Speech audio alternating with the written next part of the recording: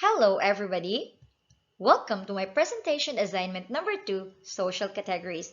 And my name is Rogeline V. Quirante. In this video, we're going to be exploring about social ontology and social categories such as race, class, sexuality and gender, social reproduction, cultural capital, tracking, gender versus sex, and representation. So here's the question.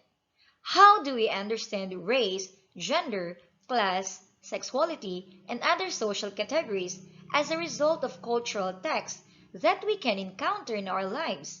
What are some possible implications of these categorizations? So to answer that question, let us define first what is social ontology.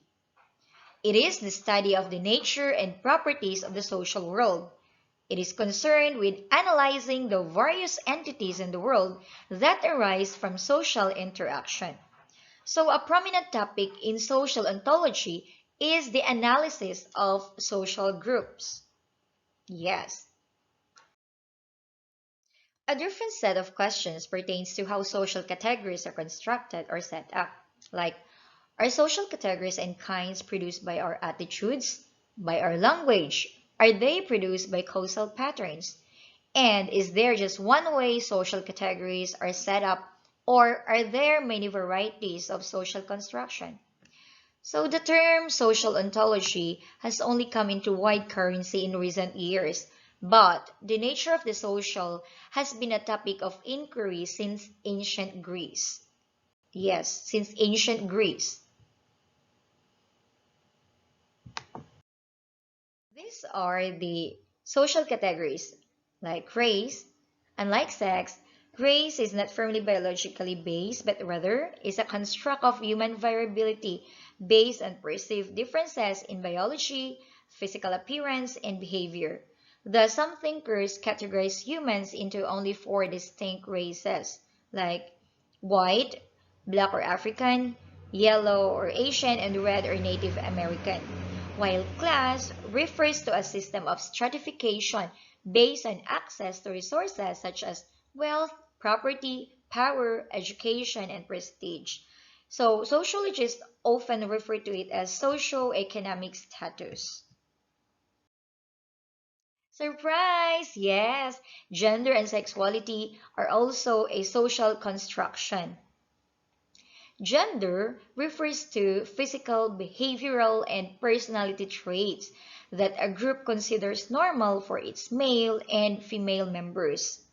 Your social inclination is your orientation to be heterosexual, meaning you're attracted to opposite sex. Homosexual, you're attracted to the same sex. Or bisexual, meaning you're attracted to either sex. And sexuality, it is the way of people experience and express themselves sexually. This involves biological, erotic, physical, emotional, social, or spiritual feelings and behaviors. As such, social constructionism highlights the ways in which cultural categories like men, women, black and white are concepts created, changed, and reproduced through historical processes within institutions and culture.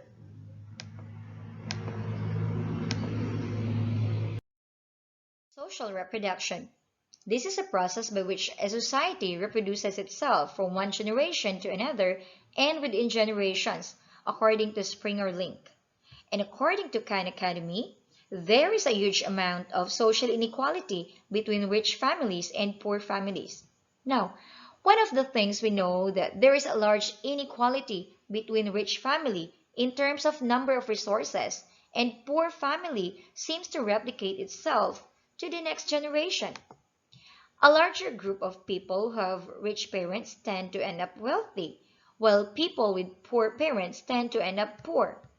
They have a lot of what we call financial capital for the rich family, where you can obtain, invest anything, and that's we called social capital, building strong social networks. Definitely, poor family have also social networks, culture, and social experiences. And we gonna bring education as a way for poor families to break up all these ties up. Okay.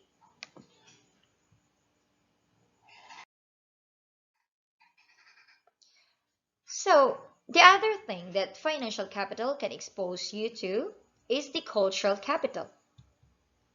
The cultural knowledge that serves as currency that helps us navigate culture and alters our experiences and the opportunities available to us. And this can be material objects such as clothing or symbolic elements that embodies culture capital, like taste, manners, skills, and credentials that once wanted to own. The crazy thing is that money can help you earn cultural capital. Yes. And based on research, cultural capital can be a source of social inequality. For example, having an education and earning a degree is very important for a student in poverty. He studies in the morning and works to support his family in the evening. That sometimes lead to lower test scores, lower ability classes, and lower GPD and impact college decisions.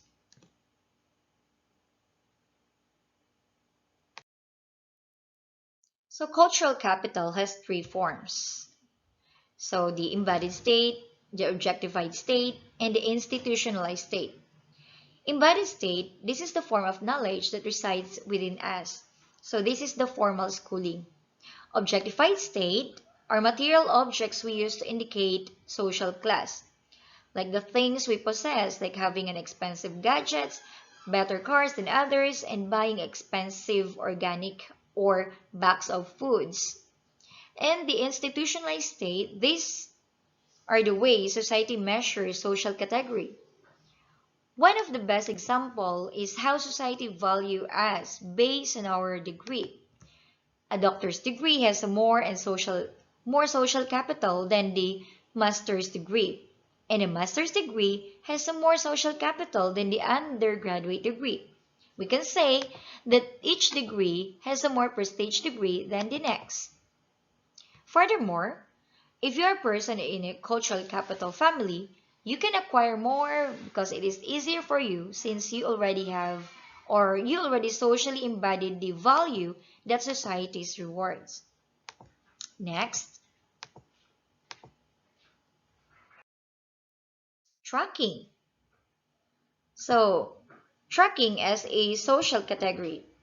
Tracking is the process of differentiating individuals' school experiences through the grouping of students for instructional purposes based on actual or assumed differences in academic development or interests. So when group placements are related to ascribed characteristics such as social class or ethnicity, tracking contributes to social stratification by perpetuating social inequality in not only individuals' current learning opportunities, but also future educational and occupational attainment. Gender versus sex. The feminist perspective on sex and gender.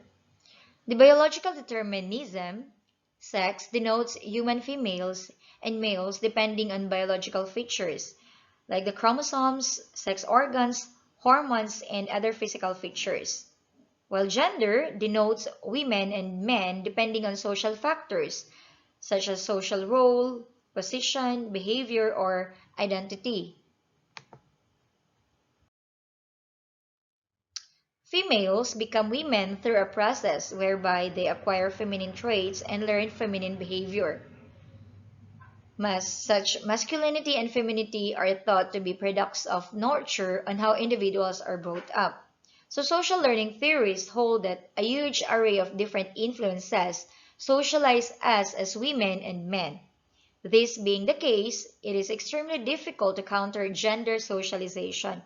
So some socialization is more overt, like children are often dressed in gender stereotypical clothes and colors, like boys are dressed in blue and girls in pink.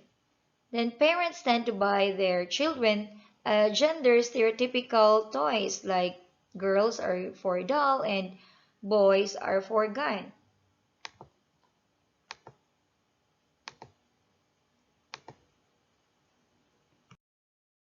representation.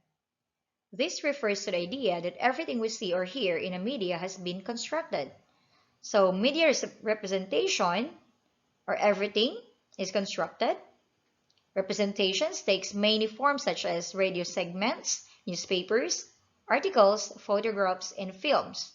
While media representations may seem realistic, remember they're just constructions. So when you see celebrity or a politician in a newspaper, you will see a constructed image of that person. A representation, it's not the real person. It's a constructed image of that person. Yes. Okay. So, representation is created through a process of what we call a code. So, a code is a system of signs that convey meaning, and some examples include traffic lights, written language, mathematics, clothing, and body language. So, these codes are made up of signs that have culturally great meaning. So sign has two meanings, the denotative and the connotative meaning. So denotative meaning of sign is its literal meaning, while the connotations of sign are the cultural or individual association a sign has for the audience. While the color is a great example of a code that has a culturally great meaning and connotations. Like in Western society, the color black is associated with mourning or depression. The color green is for environmentalism. The color pink is with femininity. When you're dressing yourself, yeah, you carefully think about the color of your clothing and the meaning that it conveys. So, social category. A central problem in the ontology of race, gender, and other categories is that how we categorize not only has ethical implications but is affected by ethically laden facts. Some theories challenge the idea of a purely descriptive analysis of such groups. To conclude, social category is defined as social construction to distinguish social groups based on perceived characteristics. Therefore, the social constructionist perspective is concerned with the meaning created throughout defining and categorizing groups of people, experience, and reality in cultural concepts. And that would be all. Thank you so much.